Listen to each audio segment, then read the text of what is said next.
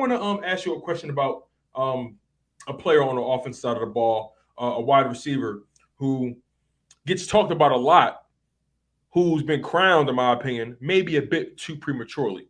But I want to know your thoughts about Quez Watkins right now. Look, Quez Watkins has shown that he can be an electric source of offense, right? He has to see. He has game breaking speed that you can't deny. He's arguably the fastest. He's arguably one of the top 5 fastest players in the NFL. He ran one of the fastest 40s when he was in the combine. We get all that. And Quez Watkins, during his time on the field in 2021, his first year as a legitimate starter, getting legitimate reps, 62 targets, 43 receptions, 647 yards, averaged 15 yards a catch, only 1 touchdown, accounted for 25 first down catches, and also accounted for the longest catch of the NFL season, which is 91 yards. Mm-hmm. And that's an average of 38 yards per game.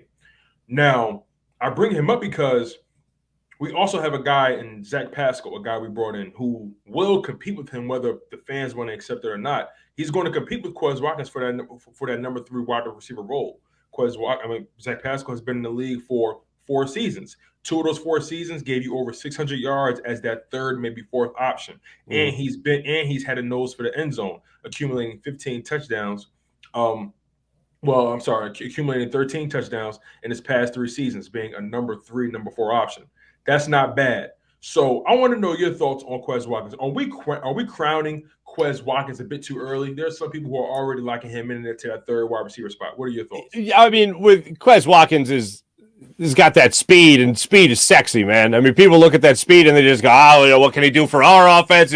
Game breaking speed, all that stuff. But they also look at Jalen Hurts. And one thing I will say about Jalen Hurts, I just want to get this point in. Mm-hmm. I have 0 issue with Jalen Hurts' arm strength because it is not an issue.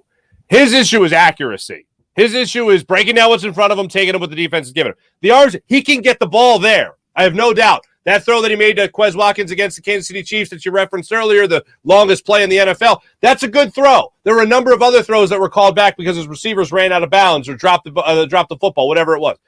But he has a good enough arm. Is his arm strength a huge plus? No, it's not.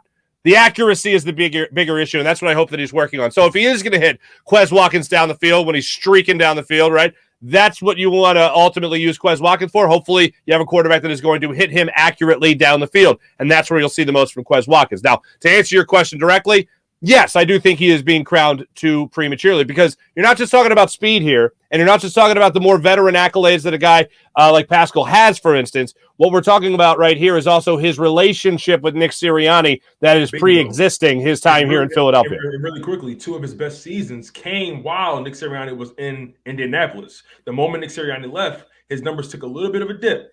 So, yeah, I'm with you. It's one of those things that it's tough.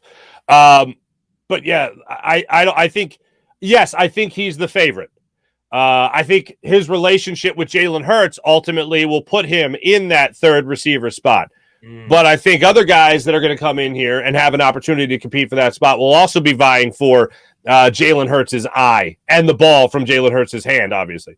So for me, I think a lot of it comes down to the pre-existing relationship that'll give him that opportunity. But when it comes to Quez Watkins, I think his pre-existing relationship with Jalen Hurts is ultimately what's going to trump the rest of it. Right.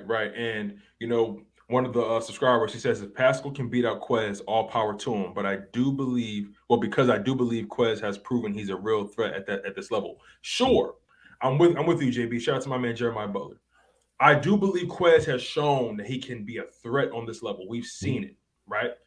But also, is Quez really a natural slot receiver? Not necessarily. Because of his speed, he's someone you like on the boundary. Zach Pascal, on the other hand, because of his size, being that 6'2", 215, 220-pound big body, he is able to essentially box out the defenders from stopping him from getting to the catch. And what I anticipate, I actually anticipate Nick Sirianni and those guys using Quez and Zach Pascal in a utility role. Depending on where they are on the field will determine which one of those guys are on the field. Yeah. So if the closer you get to that red zone, I think the more likely you'll begin to see Zach Pascal. The further you are away from the end zone, I think you're going to start to see more Quez Watkins because his speed can stretch the field. Which sounds good. Sounds good to me. I mean, you're looking at a couple of like 6'1" guys with A.J. Brown and Devontae Smith. Devontae Smith more of the slender, A.J. Brown more of the bulk. Quez Watkins, he's a tiny little guy. And then you're looking at a guy like Pascal who can, yes, go up and get it for you in the end zone. In a much lesser role, not at all. I'm not saying he's going to give you what Alshon Jeffrey gave you, but it's similar to Alshon Jeffrey. The speed isn't there like it was for Alshon either. But I think in the red zone, you're going to be looking at him as your target.